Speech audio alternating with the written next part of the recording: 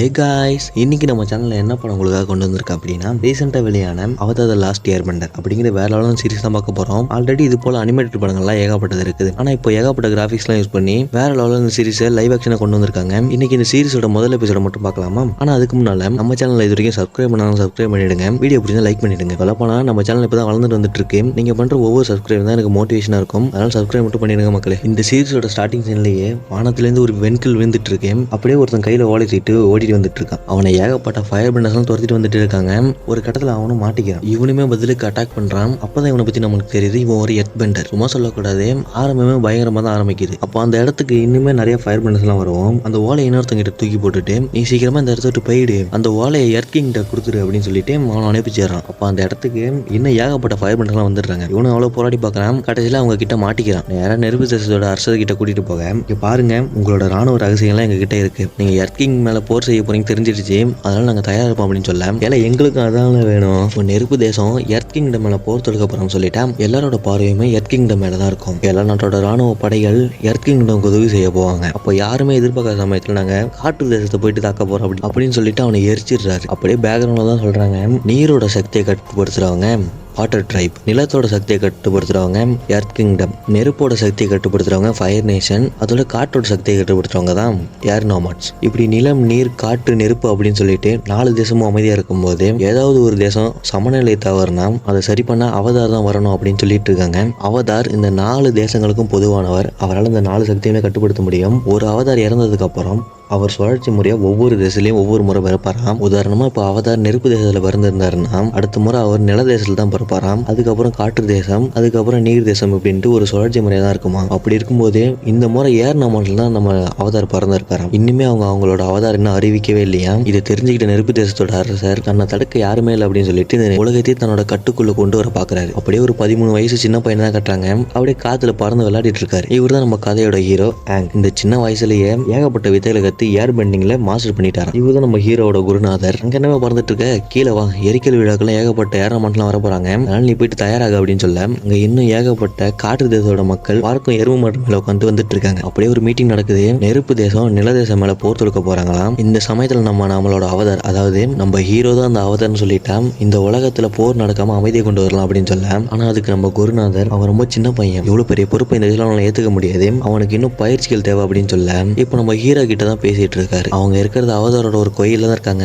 Avatar ஒவ்வொரு முறையும் ஒவ்வொரு தேசத்துல பிறப்பாங்க. இப்போ அவதார் ஏர் பெண்டர்ஸ்ல பிறந்திருந்தா அடுத்த முறை அவங்க வாட்டர் பெண்டர்ஸ்ல தான் பிறப்பாங்க. அதுக்கப்புறம் ஃபயர் நேஷன்ல பிறப்பாங்க. கடைசியா தான் நில தேசத்துல பிறப்பாங்க அப்படின்னு சொல்ல, இந்த வரிசை முறை இப்போ ஏர் பெண்டிங்ல வந்து நிக்குதா. இந்த தடவை அவதார் ஏர் நோமாட்லாம் பிறந்திருக்காரு. அதாவது நீதான் அந்த அவதாராங்க அப்படின்னு சொல்ல, நம்ம ஹீரோக்கு கண்ணு மொழியெல்லாம் பிதிங்க ஆரம்பிச்சிருது. ஃபயர் நேஷனோட ஆளுங்க ஒரு கொடூரமான திட்டத்தை தீட்டிட்டு இருக்காங்க. இப்போ அவங்கள தடுக்க இந்த 4 சக்தியும் கட்டுப்படுத்தக்கூடிய அவதாரால தான் முடியும் அப்படின்னு சொல்ல, ஆனா நம்ம ஹீரோல காற்று சக்தியை மட்டும் தான் இப்போதைக்கு கட்டுப்படுத்த முடியுது. அதனால அதுக்கு பயிற்சிகளை மேற்கொள்ள இன்னொரு இடம் இருக்குது. அங்க போக சொல்ல நம்ம ஹீரோ போக மாட்டோம் சொல்றாரு. தன்னுடைய நண்பர்களை விட்டு பெரிய மனசே வர மாட்டேங்குது நம்ம ஹீரோக்கு. இதனால நைட்டு ஃபுல்லா தூக்கம் வர மாட்டேங்குது. அப்போ இது போல குழப்பம் ஏற்படும் போது ஒரு இடத்துக்கு போய் யோசிப்பாரு. அதனால அவரோட பறக்கும் எரும மாட்டு மேலே ஏறி உட்காந்து போயிட்டு இருக்காரு. அப்போ இந்த பக்கம் ஃபயர் நேஷனோட ஆளுங்கெல்லாம் ஊடுருவி வந்துட்டே இருக்காங்க. நம்ம ஹீரோ அந்த இடத்துக்கு போன அடுத்த செகண்ட் இவங்க அட்டாக் பண்ண ஆரம்பிச்சிட்டாங்க.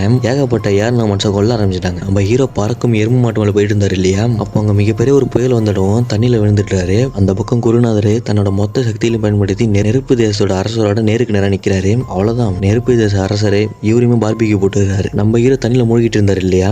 அப்போ அவதரோட சக்தியில் வெளியே வந்து ஒரு பனிப்பந்தா மாறுற மாதிரி கட்டி அங்கேயே சீன் கட் ஆயிடுது. இப்போ நமக்கு ஒரு பொண்ணை தான் கட்டுறாங்க. ஐயோ, ஒரு வாட்டர் பெண்டர், இவளோட பேரு கட்டாரா. எவ்வளவு முயற்சி பண்ணி இந்த வாட்டர் பெண்டிங் திறமை மட்டும் கத்துக்கவே முடியல. அதனால வெறுப்பாயிட்டு போயிட்டு கிராமத்துக்கு வருவோம். இன்னொருத்தனை கட்டுறாங்க. இவனோட பேரு சாக்கா. சின்ன சின்ன பொடுசுகளை கூட்டு வச்சு மாட்டிட்டு இருக்கான் இல்லையா.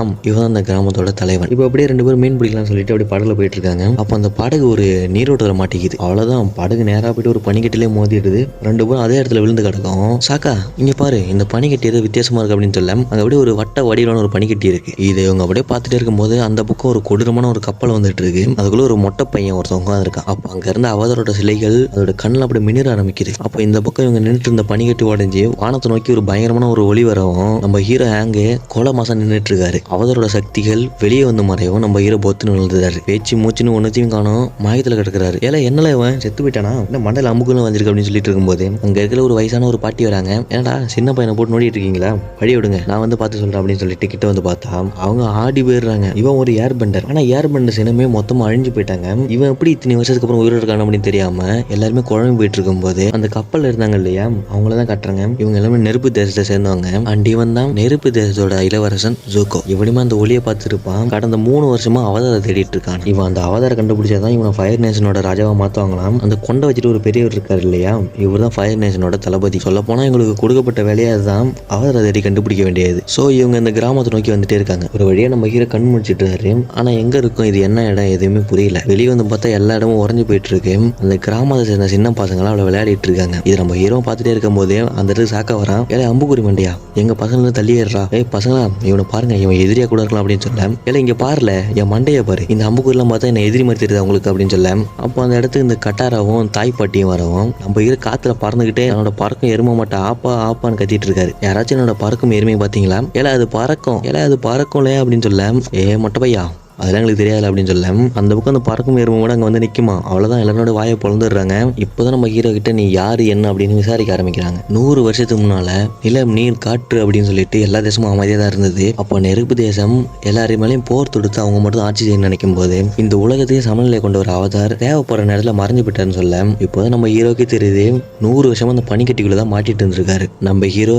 அதாவது அந்த அவதார் வந்து பனிக்கட்டில் மாட்டிருந்ததுனால நெருப்பு தேசம் இந்த மொத்த உலகத்தையுமே கைப்பற்றிட்டாங்க. அதுல முதல்ல அழிஞ்சு போனது காட்டு தேசம் தான். இப்படி நம்ம ஹீரோ சொல்ல அவ்வளவுதான், நம்ம ஹீரோ கலங்கி போயிடுறாரு. இப்படி ஒவ்வொரு உண்மைகளா வெளியே வந்துட்டு இருக்கும் போது நமக்கு அந்த கப்பலை தான் கட்டுறாங்க. அங்க இருக்கிற வீரர்கள் இளவரசன் ஜூக்கோவை கிண்டல் பண்ணிட்டே இருக்காங்க. அப்ப அங்க வந்து இளவரசர் ஜூக்கோ எல்லாரும் அவதார் கண்டுபிடிச்சாங்க, இதுல எவன் செத்தாலும் எனக்கு கவலை இல்லை, ஸோ அதனால எல்லாரும் சொல்றதை மட்டிக்கிறதா இருந்தா கப்பல் இருக்கலாம் அப்படின்னு சொல்ல, இங்க நம்ம ஹீரோ தான் கட்டுறாங்க. அவன் சின்ன பையன் வேற இல்லையா, மறுபடியும் சாகமா உட்காந்துட்டு இருக்காரு. தன்னுடைய நண்பர்கள் தன்னோட குரு எல்லாருமே இழந்துட்டாரு. மொத்த காற்று தேசத்தோட மக்கள் எல்லாருமே இறந்து போயிட்டாங்க. அப்ப அந்த இடத்துக்கு வந்து கட்டாரா ஃபயர் நேஷனோட ஆளுங்கெல்லாம் இங்க வந்தப்போ தன்னோட அம்மா அப்பா எல்லாருமே கொண்டுட்டாங்களாம். அதனால இந்த பெரியவங்க எல்லாருமே சேர்ந்து ஃபயர் நேஷன் ஆளுங்க மேல போர் தொடரலாம்னு போனவங்க என்னமே வரவே இல்லையாம். அதனால இந்த கிராமத்து மக்களை சாக்கா தான் பாத்துக்கிறா அப்படின்னு சொல்லிட்டு இருக்கும் போதே ஜூக்கோவை தான் காட்டுறாங்க.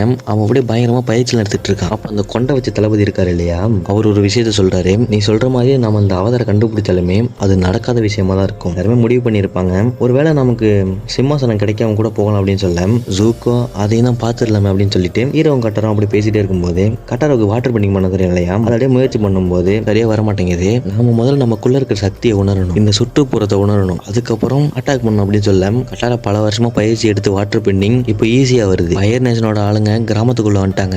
இத்தனை வருஷத்துக்கு அப்புறம் ஃபயர் நேஷனோட ஆளுங்க இங்க வராங்க அப்படின்னு சொல்லிட்டு எல்லாருமே குழம்பிட்டே இருக்கும்போது இந்த மொட்டை மண்ணிற்காக தான் இவன் தான் அடுத்த அவதார் அப்படின்னு பாட்டி சொல்லவும் சாக்கா கத்த ஆரம்பிச்சிடுறான். எல்லாம் மொட்டை பயல, கரெக்டான நேரத்துக்கு நீ வந்து ஏகப்பட்ட பேரை காப்பாத்திடலாம் அப்படின்னு சொல்லிட்டு நீ ஒரு கோழை, நீ ஒரு ஏமாத்துக்கார அப்படின்னு சொல்லி நம்ம ஹீரோ வந்து திட்டிட்டு இருக்கான். அவ்வளவுதான், ஃபயர் நேஷனோட ஆளுங்க எல்லாருமே வந்துட்டாங்க. எங்களுக்கு இந்த கிராமத்துல இருந்து எதுவுமே வேணாம், ஆனா அந்த கிராமத்துக்கும் சம்பந்தமே ஒருத்தர் கூட்டு வச்சிருக்கீங்க இல்லையா, அவனை மட்டும் எங்கிட்ட கொடுத்துட்டு நாங்க போயிட்டு இருப்போம் அப்படின்னு சொல்ல சாக்கா நம்ம ஹீரோவை பிடிச்சிட்டு போயிட்டு விடலான்னு பாக்குறான். ஆனா கட்டாரம் தடுத்து இவன் பாவம் ரொம்ப சின்ன பையன், இந்த சமயத்தில் நீ தான் அவனை பாதுகாக்கணும் அப்படின்னு சொல்லிட்டு இருக்கும்போது இப்ப சாக்காவும் நம்ம ஹீரோவை காப்பாற்ற ஒத்துக்கிறான். அங்க ஃபயர் நேஷனோட ஆளுங்க ஏகப்பட்ட பேர் இருப்பாங்க. ஆனா நம்ம சாக்கா மட்டும் தனியா போயிட்டு சண்டைக்கு போறான். பெரிய வீரவசம்லாம் பேசிட்டு போய் நிக்கவும் அடிச்சு 2 நிமிஷம் படுக்க போட்டுறாங்க. அப்போ நம்ம ஹீரோ மாசம் ஒரு என்ட்ரி கொடுத்து சாக்காவை காப்பாற்றவும் ஃபயர் நேஷன் ஆளுங்களோட வேற லெவலில் ஒரு ஃபைட் ஒன்று ஓடும் பாருங்க, அவ்வளவு சூப்பரா இருக்கும். அப்ப அங்க இருந்த சிறு பிள்ளைகள் ஐஸ் பந்துகளை தூக்கி எறிஞ்சு விளையாடிட்டு இருக்கும்போது கட்டுப்பான இளவரசன் இந்த மொத்த கிராமத்தையும் எரிச்சிட்டு சொல்றான், தனக்காக இந்த கிராமத்து மக்கள் பாதிக்க கூடாது அப்படின்னு சொல்லிட்டு நம்ம ஹீரோ அவங்க கூட ஒத்துக்கவும் பிடிச்சி ஜெயில போட்டு அடைச்சு வச்சிடறாங்க. கொண்டா வச்ச குரு இருக்காரு பாத்தீங்களா, அவர் கொஞ்சம் நல்லவரா இருக்கும். நம்ம ஹீரோ அவதார் கிட்ட மல்லிகை பூட்டி அனுப்பி வைக்கிறேன் அப்படின்னு சொல்லிட்டு